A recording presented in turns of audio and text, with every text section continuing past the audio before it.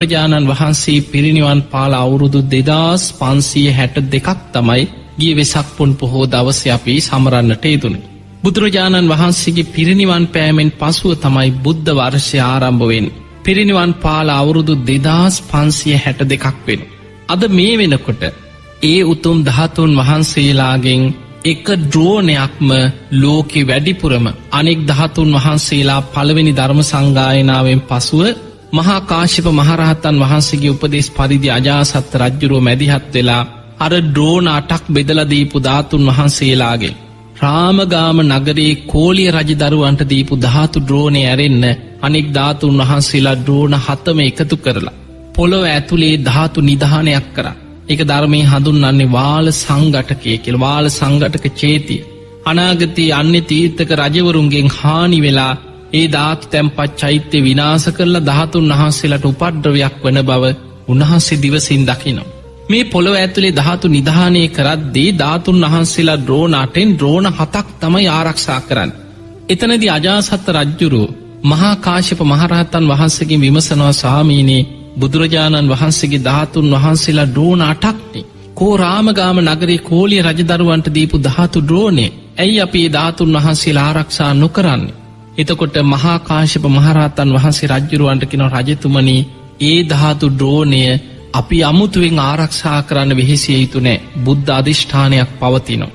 ඒ ධාතු ද්‍රෝණේ රාමගාම නගරී කෝලිය රජදරුව කියන්නේ බුදුරජාණන් වහන්සේගේ අම්මගේ පැත්තේ ඥාතීන් ටික. ඔවුන් මේ ධාතුන් වහන්සේලා අරගෙන ගිහිලා ගංගානම් ගඟ අයිනේ තමයි ධාතු තැන්පත් චෛත්‍ය ඉදි කරන්නේ. මහා කාශ්‍යප මහරහතන් වහන්සේ කියන, රජතුමනි තව නොබෝ දිනකින් විශාල ධාරානිපාත වර්ෂාවක් එක්ක ওই චෛත්‍ය ගං යූරත් එක්කම කඩාගෙන මේ ගංගානම් ගඟට වැටිලා ගඟේ ගහගෙන යනවා ධාතු කරඬු.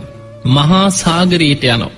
මහා සාගරයේදී නාගලෝකේ නාගයන් දැකලා බුද්ධ රශ්මි විහිදීමෙන් සාගරයේ මත පාවෙමින් තියෙන මේ කරඬුව නාගලෝකෙට අරගෙන යනවා. ඔවුන් නාගලෝකයේ තුල ධාතු මන්දිරයක් මවාගෙන මණික් අතුරලා නාග වර්ණ පාෂාණයන්ගෙන් මණික් වලින් අතුරපු ධාතු මන්දිරයක් තුල නාගලෝකේ නාගයන් මේ ධාතුන් වහන්සේලාට බොහෝ කල් වැඳුම් පිදුම් කරනවා. අනාගතේ ලංකා භූමියේ දුටුගැමුණු නම් රජ කෙනෙක් පහළ වෙලා මහා සෑයක් කරවල එදාට ඒ කාලේ වැඩ ඉන්න 이르දි බල සම්පන්න මහරහතන් වහන්සේ නමක් නාගලෝකයට ගිහින් මේ ධාතු ද්‍රෝණේම අරගෙන ඇවිල්ලා ඒ මහා සෑයේ තැන්පත් වෙනවා. ඒ ධාතුන් වහන්සේලා ද්‍රෝණේ ආරක්ෂා වෙනවා රජතුමනි කියන. ඒ වෙලාවේ ද්‍රෝණ 7ක් පමණක් පොළොව ඇතුලේ ආරක්ෂිතව තැන්පත් කරා. අවසානයේ තුන්වෙනි ධර්ම සංගායනාවෙන් පස්සේ ධර්මාශෝක රජුරු අර වාල සංඝටකේ හැටියට පොළොව ඇතුලේ ආරක්ෂා කළ අවුරුදු 200 ගාණක් තිබිච්ච ඒ උතුම් ධාතුන් වහන්සේලා වාල සංඝටක තැනින් ආපහු හොයාගෙන මොග්ගලීපුත්ත තිස්ස මහරහතන් වහන්සේගේ උපදෙස් ඇතුව 84000ක් වෙහෙර විහාරවල ධාතුන් වහන්සේලා තැන්පත් කරමින් චෛත්‍ය ඉදි කරනවා. ඒ විතරක් නෙමෙයි, ධර්මාශෝක රජුරෝ ලංකාවට බුදුරජාණන් වහන්සේ වළඳපු දානේ වළඳපු පාත්‍ර ධාතුන් වහන්සේට සර්වඥ ධාතුන් වහන්සේලා පුරවලා ලංකාවට එවනවා. දේවානම්පියතිස්ස රජුරවන්ට ප්‍රිය නිරිඳුනි, මම බුදුන් සරණ ගියා, ධර්මයේ සරණ ගියා, සංඝුන් සරණ ගියා. මේ උතුම් ධාතුන් වහන්සේලා ලංකා භූමියේ යොදුනක් පාසා චෛත්‍ය ඉදි කළ ධාතු තැන්පත් කරන්න කියලා ධාතුන් වහන්සේලා දානේ වළඳපු පාත්‍රයට පුරවලා එව්වා කියලා සඳහන් වෙනවා.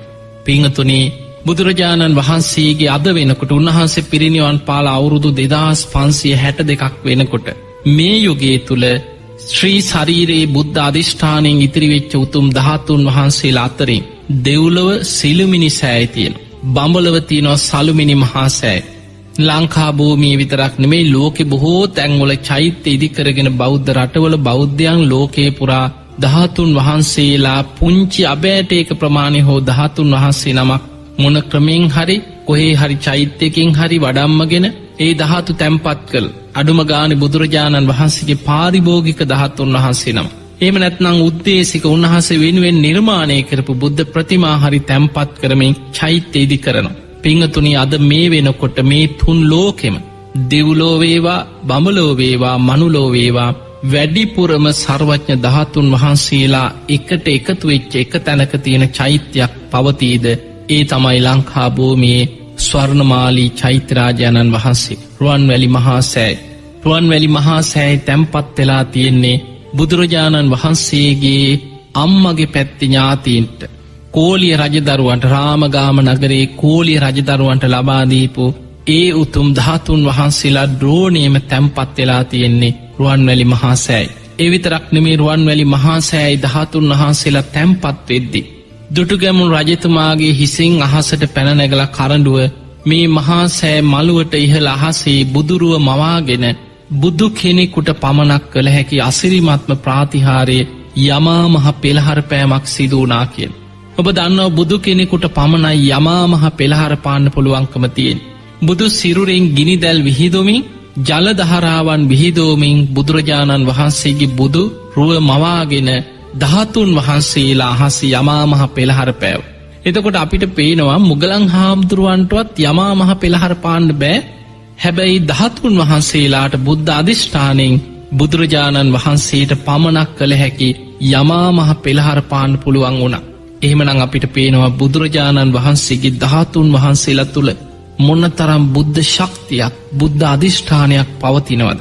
පිංගතුනී රුවන්වැලි මහා සෑයේ ඉතිහාස තොරතුරු තූපවංශය තුළ එවගේම මහාවංශය තුළ ඉතිහාස පොත්පත්වල මේ රුවන්වැලි මහා සෑ ඉදිකරපු ආකාරය ගැන බොහෝ ලස්සන තොරතුරු සඳහන් වෙන. මේ රුවන්වැලි මහා සෑ ඉදිවෙලා තියෙන බිම මේ මහා බද්ද කල්පයේ සිව් බුදුරජාණන් වහන්සේලාම සේවනය කරමින් සමාපත්තියෙන් වැඩහිටිය තැන. ඔබ දන්නවා මිහිඳු මහරහතන් වහන්සේ ලංකාවට වැඩම කරලා තමයි බුදුරජාණන් වහන්සේගේ මේ උතුම් ධර්මය ලංකා භූමියේ ව්‍යාප්ත කරේ. දවසක් මිහිඳු මහරහතන් වහන්සේ රුවන්වැලි සෑය ඉදිවෙන භූමියේ ගහක් යට විවේකයෙන් භාවනා කරමින් වැඩඉන්න. දේවානම්පියතිස්ස රජ්ජුරුවෝ මල්වට්ටියක් අරගෙන මිහිඳු මහරහතන් වහන්සේ ළඟට ඇවිල්ලා මල්වට්ටිය පූජා කළ වැන්ද. මිහිඳු මහරහතන් වහන්සේ මල්වට්ටිය අතට අරගෙන අධිෂ්ඨාන කළ දුන්න රජතුමනි මේ මල් ටික මේ පොළොව වටේට ඉහින්න කියෝ. රජ්ජුරුවෝ මල් ටික පොළොවට ඉහින්නකොට පොළොව ගිගුරුම් දෙමින් පොළොව සෙලවෙන්න ගත්තා. රජතුමා මේ මොකද මේ කියලා අහනවා ස්වාමීනි ඇයි මේ පොළොව සෙලවුනේ? මල් හිනකොට පොළොව කම්පා වෙනවා. එතකොට මිහිඳු මහරහතන් වහන්සේ කියනවා රජතුමනි මෙතන මේ මහා බද්ද කල්පේ පහළ වෙච්ච කකුසඳ බුදුරජාණන් වහන්සේ 40000ක් මහරහතන් වහන්සේලා සමග ඒ කාලේ ලංකා භූමියට වැඩම කරලා මෙතන සමාපත්තියෙන් වැඩ හිටිය තැන.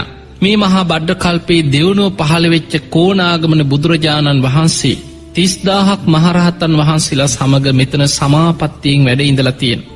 මේ මහා බද්ද කල්පේ පහළ වෙච්ච කාශ්‍යප බුදුරජාණන් වහන්සේ 20000ක් මහරහතන් වහන්සේලා සමග මෙතනම සමාපත්තියෙන් වැඩ ඉඳලා තියෙන.